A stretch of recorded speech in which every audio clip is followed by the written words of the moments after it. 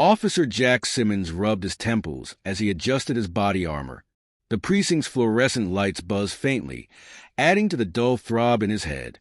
He glanced at the clock. 1:45 p.m. Another routine shift, or so he thought. Let's hope for a quiet day, huh?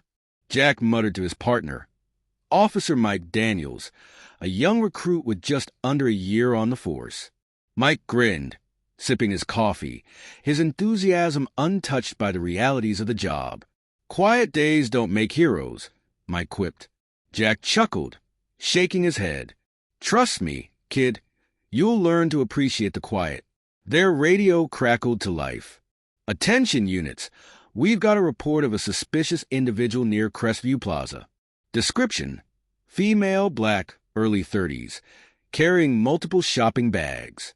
Possible theft. Mike's face lit up with purpose. That's us, he said, setting down his coffee and grabbing the wheel. Jack hesitated. Let's not jump to conclusions. Could be a misunderstanding. Or it could be our chance to make a real bust, Mike countered, already pulling into traffic. Crestview Plaza buzzed with activity. Families strolled past storefronts. Kids darted between fountains, and the air smelled faintly of pretzels and fresh coffee. Amidst the crowd, Jack spotted her, a heavily pregnant black woman standing at the curb, a cluster of shopping bags at her feet. She glanced around anxiously, one hand resting on her belly as she tried to hail a cab. Jack gestured to Mike. There she is. Let's go.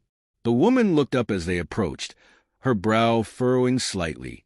Ma'am, Jack began, keeping his tone neutral, we'd like to ask you a few questions. The woman's lips tightened. What's this about, officers? Mike stepped forward, his posture rigid.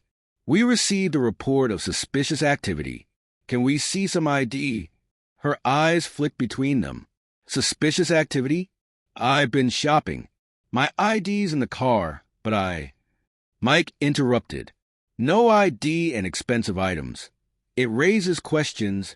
The woman took a deep breath, visibly trying to keep calm.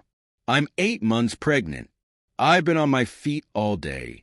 These bags, she pointed to them, are full of baby supplies.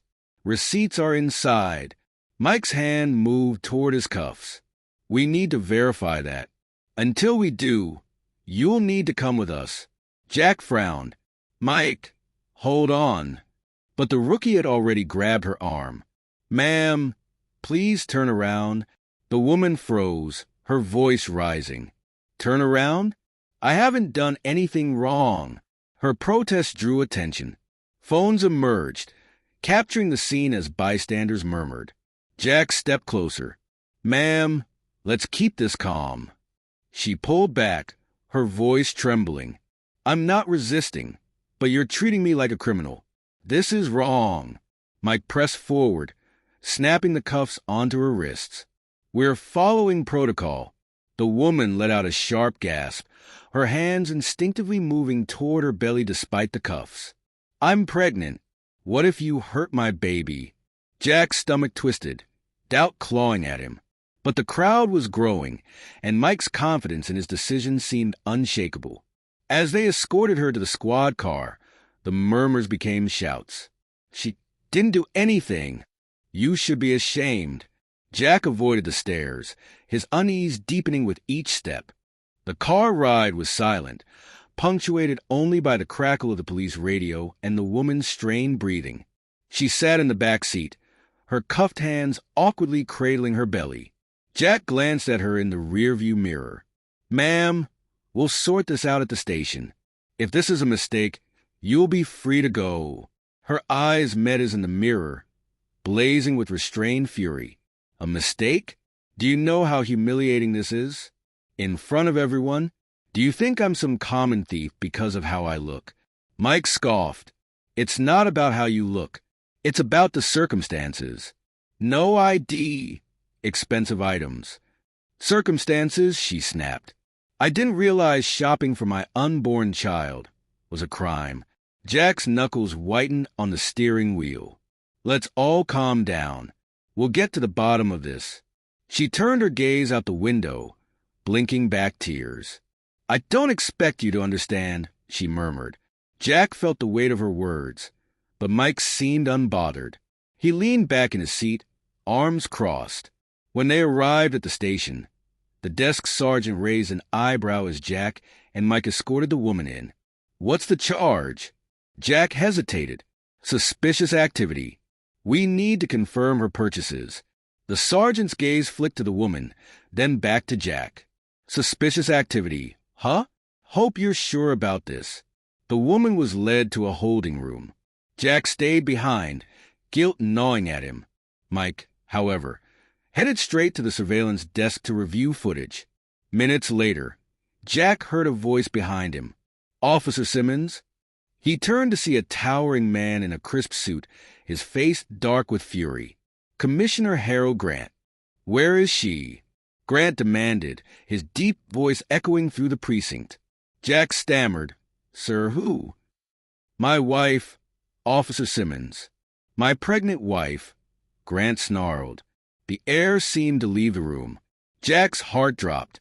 "Sir, there's been a misunderstanding," Jack began. Grant's eyes narrowed. "A misunderstanding?" "My wife called me in tears, telling me she was arrested, handcuffed, and humiliated in public. Does that sound like a misunderstanding?" Jack swallowed hard. "We were responding to a call." Grant cut him off. "And in your haste to respond, you forgot to use common sense. Where is she?" Jack led him to the holding room, his palms sweating. Inside, Rachel sat with her head in her hands, her breathing uneven. She looked up as the door opened, her face crumpling in relief. "Harold!" she cried, rising unsteadily. Grant rushed to her side, his hands gently cradling her face. "Rachel, are you all right? Did they hurt you?" Tears streamed down her cheeks. "I'm fine, but the stress, Harold, I was so scared." Grant's jaw tightened as he turned to Jack. "Release her. Now." Jack fumbled with the keys, his hands shaking. As he unlocked the cuffs, Rachel winced, rubbing her wrists. Mike appeared at the door, oblivious to the storm brewing. Jack, the footage. He stopped short at the sight of Grant. "Commissioner Grant?" Mike said, his voice small. Grant turned to him slowly, his expression cold. "You're the rookie, aren't you? The one who decided to arrest my wife based on nothing but assumptions." Mike's face turned red. "Sir, I thought—" "You thought wrong," Grant snapped. "And now, you're going to learn the consequences of acting on bias and poor judgment." That evening, the precinct was silent as Grant addressed the officers in a mandatory meeting. "This morning, my wife, a law-abiding, pregnant woman, was arrested because two of my officers decided she looked suspicious," Grant began, his voice icy. The room was tense. Jack shifted uncomfortably in his seat. Mike sat rigid, staring at the table. "What happened today isn't just an error in judgment," Grant continued. "It's a reflection of the systemic issues we're supposed to be fighting against. Racial bias, lack of empathy, failure to use critical thinking." He paused, letting his words sink in. "Do you know how many people in the city already distrust law enforcement? How many look at us and see threats instead of protectors? Today, my wife became one of them. And that's on us." Rachel stood beside him, her voice steady despite the emotion in her eyes. "I'm not here to point fingers, but I am here to ask, how many others have been treated like me? How many didn't have the privilege of calling someone who could help?" Her words hung in the air like a heavy cloud. Jack raised his hand. "Sir, I take full responsibility. I should have stopped it." Grant's gaze softened slightly. "Acknowledging your mistake is the first step, Simmons. But accountability isn't just about admitting fault. It's about doing better." He turned to Mike. "Daniels, you're new, and mistakes are part of learning. But this kind of mistake could ruin lives. I expect you to reflect on this and make changes." In the days that followed, the precinct underwent mandatory bias training. Jack and Mike were assigned to community outreach programs, facing the people they were sworn to protect. Rachel, meanwhile, channeled her experience into advocacy. She spoke at town halls, sharing her story and pushing for police reform. One evening, Jack approached her after a community event. "Mrs. Grant, I just wanted to say I'm sorry for everything." Rachel studied him for a moment, then nodded. "Apology accepted. But don't just say it.